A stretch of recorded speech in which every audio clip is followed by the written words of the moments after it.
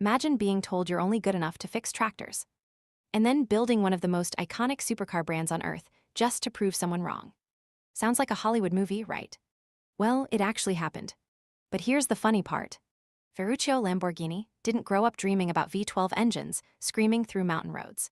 He grew up surrounded by grapes. Lots of grapes. His father owned a small vineyard in northern Italy, and like every hardworking farm dad, he expected his oldest son to continue the family business. There was just one problem. Young Ferruccio had absolutely zero interest in becoming the world's greatest grape picker. While everyone else admired the vineyard, he couldn't stop staring at the tractor. To him, the machine wasn't just another farming tool. It was a giant mechanical puzzle begging to be taken apart. Most kids broke toys. Ferruccio dismantled engines. Much to his father's horror. Every time a machine broke, Ferruccio smiled.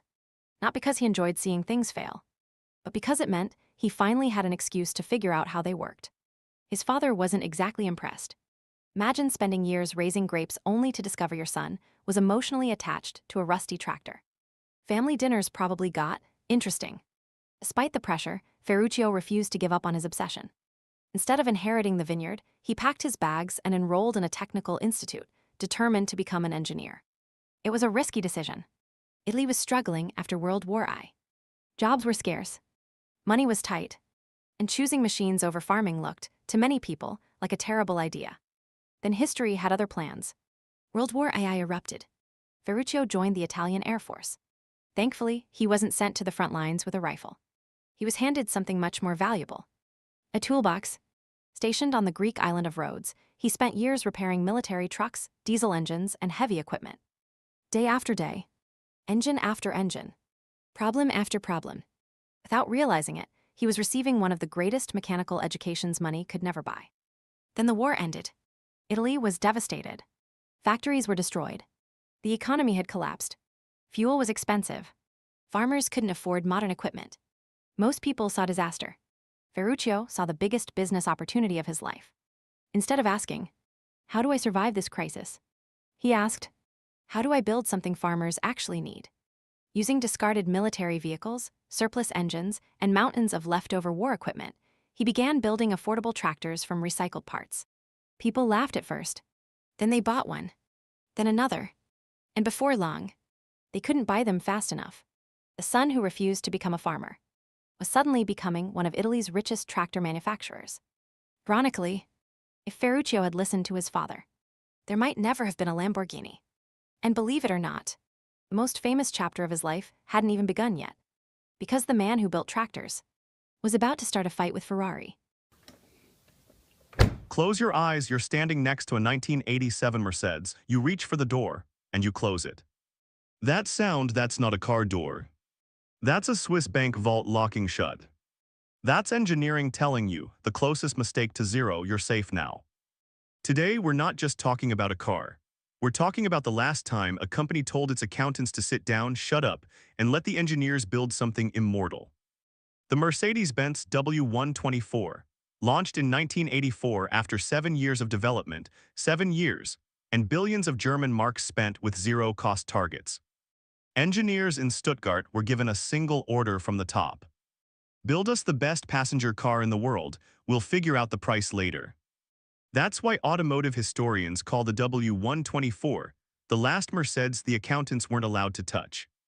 And the proof is everywhere once you know where to look. That boxy, brick-like silhouette, it's not a compromise, it's a weapon. After years in the wind tunnel, the W124 achieved a drag coefficient of 0.28, better than the Ferrari 308 Mondial, released 17 years later. Even the wheel covers had been engineered to cut friction without disrupting airflow. Look closer, the driver's side mirror is a half hexagon. The passenger side is a smaller square, not a factory error, a calculated aerodynamic and optical decision. Asymmetry in service of function, not a single millimeter wasted on symmetry. The windshield wiper, one single blade covering 86% of the glass, using a telescopic kinematic system so complex it sounds like fiction. No other car in history matched it. The rear suspension, 5 control arms per wheel, each one governing a different axis of movement. The system took months to calculate on the most powerful computers of the era. And the cost, multiple of what any competitor was spending. Mercedes didn't care. Even the seat springs were mathematically synchronized to the suspension frequency, so the chassis and the seat moved as a single organism, so your spine wouldn't argue with the road. But the greatest act of madness, the 500e. Mercedes wanted to fit a 5-liter V8 borrowed from the SL supercar into a family sedan. The engine fit, the chassis didn't. The widened fenders were too large for their own assembly line. So Mercedes called their neighbor, Porsche, who at that moment was on the edge of bankruptcy. Together, they built the 500e by hand. Each car shuttled by truck between two factories, cut, welded, painted, assembled, and finished across 18 working days. No car by hand. Wolf in sheep's clothing, 326 horsepower hiding inside something that looked like a taxi. Today, clean examples sell at auction for hundreds of thousands of dollars. And yet, those production contracts helped save Porsche from collapse. Then the accountants won. In 1993, new environmental regulations led to biodegradable wiring harnesses. A well-intentioned idea, until the insulation started crumbling at age 5, shorting out engines across the world. And when Eugen Schrempp took over the company, the philosophy flipped. No longer build the best, price it later. Now, set the price first, cut the parts to match. The W210 followed the W124. Brand new V6 engines, beautiful design, and rust eating through the body panels within 4 years of leaving the factory. The same company, half the integrity, 10% less cost, a century of reputation gone. Modern Mercedes will dazzle you with 64-color ambient lighting and AI assistance. Algorithmically tuned, meticulously designed to delight one owner for one lease cycle. The W124 was designed to outlive you. The engineers who drew those parts weren't thinking about the first owner. They were thinking about the grandchildren. Next time you see one on the street, don't look at it like an old car. Look at it like the last time engineering beat accounting, and won. If you want to see what destroyed this legend, and what the W124's greatest rival, the Lexus LS400, did to shake the industry, that video is next. Don't miss it. Germany has highways with no speed limits. So why are their cars limited to 250 kilometers per hour? This was not an accident. For decades, German car companies have followed an unwritten rule. BMW, Mercedes, Audi, all agreeing on the same number. 250 kilometers per hour. But why? Why would the fastest car manufacturers in the world limit themselves? The answer goes back to the 1980s, a time when German cars were getting faster and more dangerous. Politicians started to worry. Environmental groups demanded speed limits on the Autobahn. The pressure was rising. So instead of waiting for the government, the manufacturers made a quiet decision. They would limit their cars voluntarily. 250 km per hour became the safe number. Fast enough to dominate, but controlled enough to avoid political backlash. But here's where it gets interesting. This limit was never about engineering. These cars could go much faster. With one software change, most of them can easily exceed 300 km per hour. Hidden detail. And if you pay extra, some brands will quietly remove the limiter, like it was never there. So this wasn't just a rule. It was a strategy. So this wasn't just a rule. It was a strategy to protect their image, avoid regulations, and stay in control. Now tell me, should speed limits exist at all? Or should cars be truly free? Subscribe for more hidden car stories. This engine was officially rated at just 280 horsepower. So why did Toyota secretly build it to handle over 1,000? Because this might be one of the biggest lies in automotive history. In the early 1990s, Toyota had a problem. Their cars were getting heavier, softer, and they were losing to machines like the Nissan GT-R and Mazda RX-7. So they made a decision: build something different. The lead engineer, Isao Suzuki, had one goal: beat everything, even Ferrari. They called the project Willpower, and they meant it. They removed everything unnecessary. Dual exhaust gone. Adjustable steering gone. They even thinned the carpet fibers, just to save weight. This wasn't engineering anymore. It was obsession. Bomb motor reveals. And then came the heart of the beast. The legendary 2JZ engine, a 3-liter inline-six, that would become one of the most iconic engines ever built. But here's the crazy part. Toyota was lying about its true power. Fire the big lie. Because of Japan's gentleman's agreement, cars were officially limited to 280 horsepower. But Toyota engineers did something different. They built the engine block, the internals, the entire system, to handle over 1,000 horsepower. So what you were really buying wasn't just a car, it was a blank canvas for insane power. Transmission plus power. And to handle that power, they paired it with the legendary Getrag V160 manual gearbox, one of the strongest transmissions ever made. Global US connection. Around the same time, the Supra disappeared from the US market. Not because it failed, but because regulations became too strict. It wasn't the end of the Supra. It was the beginning of its myths. Real-world chaos. But this insane potential didn't just stay on paper.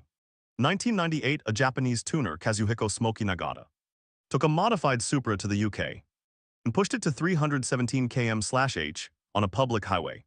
He was arrested and banned from the country. Just like that, the Supra became an international legend. Then came Fast and Furious, and everything changed. Paul Walker's orange Supra. It stopped being just a car. It became a symbol. Your speed, your freedom, and second chances. The Supra wasn't just engineered. It was overbuilt, overdesigned, and misunderstood. Because no matter what Toyota gave you, this car always had more to give.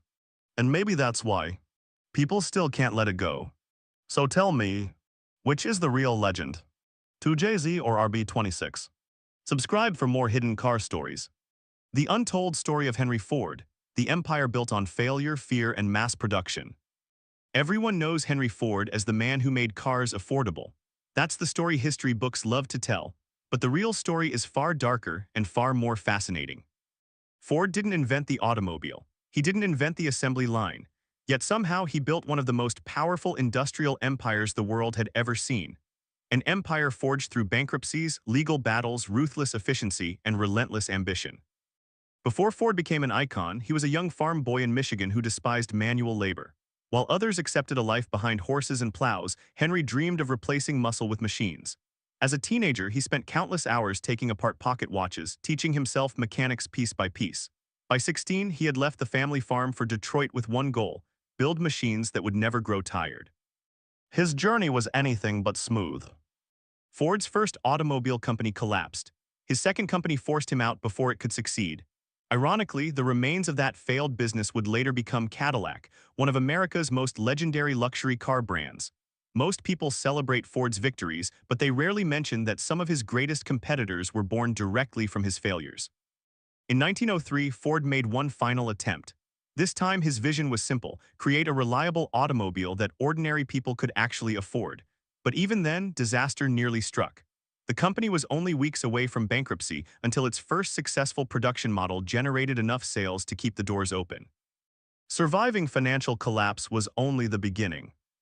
At the time, the American automobile industry was controlled by a powerful patent cartel that demanded licensing fees from nearly every manufacturer. Refusing to surrender, Ford challenged the system in court. After years of legal warfare, he helped dismantle one of the industry's biggest monopolies, opening the door for competition and forever changing the future of American manufacturing. Then came the machine that changed history, the Model T. It wasn't simply a cheap car, it was engineered to survive rough roads, harsh weather, and everyday life. But its greatest innovation wasn't found under the hood, it was hidden inside the factory. Inspired by the moving systems used in Chicago slaughterhouses, Ford transformed manufacturing forever. Instead of workers moving to the product moved to the workers. Every employee repeated one small task while the assembly line never stopped. Production time dropped dramatically, costs fell, and automobiles became accessible to millions. It was one of history's greatest industrial breakthroughs, but it came at a price. The same system that made cars affordable also transformed skilled craftsmen into workers performing the same motion thousands of times every day. Productivity reached unprecedented levels, while individuality slowly disappeared beneath the rhythm of the conveyor belt. When employees began quitting in massive numbers, Ford shocked the world by doubling factory wages to $5 a day. Newspapers called him a hero of the working class. The reality was far more complicated. Higher wages reduced employee turnover, increased productivity, and created something entirely new: workers who could now afford to buy the very cars they built. It wasn't just generosity, it was one of the most brilliant business strategies in industrial history. Henry Ford didn't simply build automobiles. He reshaped manufacturing, transformed capitalism, and changed how modern society works. His factories became symbols of innovation, but also reminders of the human cost behind relentless efficiency. The legacy of Ford is far more than chrome, steel, and engines. It's a story of obsession, failure, reinvention, and the relentless pursuit of progress, one that continues to shape the world every time a product rolls off an assembly line. Because sometimes history isn't written by the inventor. It's written by the person who changes everything. That sound, that burbling, uneven, almost angry rumble. You've heard it in movies, in video games, on wet mountain roads at midnight. You don't need to see the badge, you already know what it is. That's not just an exhaust note, that's a signature. And today, we're going to find out why that sound alone turned a family sedan into the most feared car in rally history. Subaru, the name comes from the Japanese word for the Pleiades star cluster. That's why the logo has 6 stars. But the real origin story is stranger than the name. Subaru was born from the ashes of Nakajima Aircraft, a World War I-era airplane manufacturer forcibly restructured after the war. The company that once built machines to conquer the skies would go on to build machines that conquered the dirt. By the early 1990s, Subaru's rally program was running the legacy. It was competitive but not quite enough. They needed something lighter, sharper, meaner. So their performance division, Subaru Technica International, STI, took the compact Impreza sedan and designed it from day one as a rally platform, which means every street version that ever rolled off the line carried rally DNA in its blood. 2 engineering secrets made the Impreza untouchable, and both were invisible from the outside. First, the boxer engine. Subaru laid the cylinders flat horizontal, firing in opposite directions like a boxer throwing punches. This pushed the entire engine mass lower in the chassis, lower center of gravity, less body roll in corners, more grip, more control. The legendary EJ20 version of this engine was straight from the factory, practically begging to be modified. Tuners routinely pulled 500, even 600 horsepower out of it without destroying the block. And that sound, that uneven, popping, gurgling sound that people recognize from 100 meters away, it comes from the cylinders firing through exhaust pipes of unequal length, sending pulses of gas out at slightly different intervals. A mechanical accident that became an icon. Second, symmetric all-wheel drive. Most AWD systems place the engine and gearbox off-center. Subaru's engineers put everything on the exact center axis of the car. 4 wheels, equal weight, equal power. Whether you're on mud, ice, or soaking wet tarmac, the Impreza stuck like it was on rails. In 1995, Scottish rally legend Colin McRae climbed into the Impreza 555 and drove like a man who genuinely did not believe in the concept of braking. He won the World Rally Championship that year, and Subaru won the manufacturer's title 3 years in a row. Blue paint, gold wheels. Number 555 on the door carried over from a tobacco sponsorship even when the logo couldn't be shown. That car became one of the most recognizable racing machines ever built. Their greatest rival, Mitsubishi, and the Lancer Evolution, another Japanese icon born from the same dirt roads. The Subaru versus Mitsubishi war became one of the greatest rivalries in motorsport history. Rally fans picked sides like football fans picked teams. The Impreza's deep boxer rumble against the Evo's high-strung turbo scream. Then came Hollywood, the blue Impreza WRX STI in The Fast and the Furious, the red Impreza in Baby Driver used as a getaway car, and millions of hours in Gran Turismo, Forza Horizon, Need for Speed, and the Colin McRae Rally Series, where an entire generation learned to drive in an Impreza before they ever touched a real steering wheel. Then in 2008, it ended. Rising costs, a global financial crisis, and a quiet announcement that shook rally fans around the world. Subaru was withdrawing from the World Rally Championship. No dramatic finale, no farewell race, just gone. The Impreza is still sold today, practical, sensible, refined, but the STI version that carried those rally genes, discontinued. That specific sound, that specific fury, a chapter closed permanently. The Impreza never sold the most units. It never dominated every market. but it became something rarer than a bestseller. It became a cult, a symbol, a sound that people stop on the street to listen to, even people who couldn't tell you what a boxer engine is. Some cars are transportation. Some cars are status. And some cars, very few, are a feeling. The Subaru Impreza was never just a car. It was a sound, a philosophy, and a rivalry that defined an entire era of motorsport. If you want to see its greatest nemesis, the Mitsubishi Lancer Evolution, and how that rivalry unfolded lap by lap, that video is up next. Don't miss it.